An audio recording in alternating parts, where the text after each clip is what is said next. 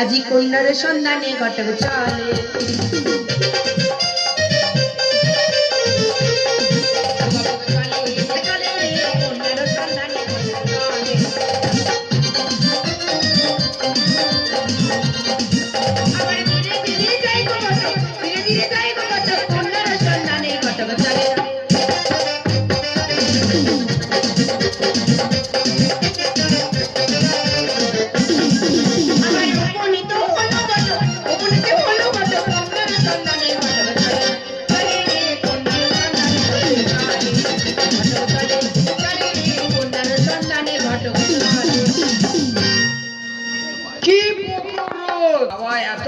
চলে হাঁটা যায় নাকি?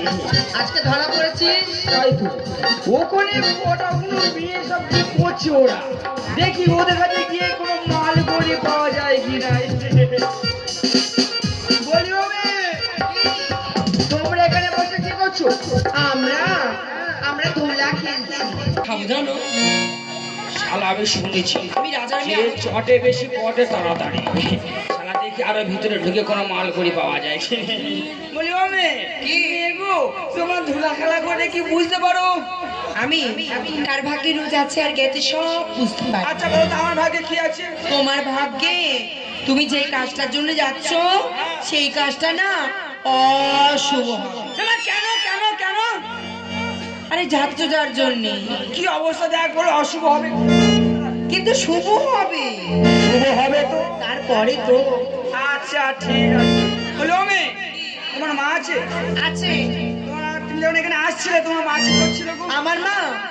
আমার মা এই পাড়ার বাচ্চাদেরকে কেন তোমার মা কি ডাইনি নাকি? আমার মা ডাইনি হবে কেন? বাচ্চা বাচ্চা মেয়েদের কাঁদাবে কেন? ঘরে বসে খাই না, কই মুরগির ব্যবসা রয়েছে, যাদের টাকা বুঝিয়ে পেয়েছে মেরেছে।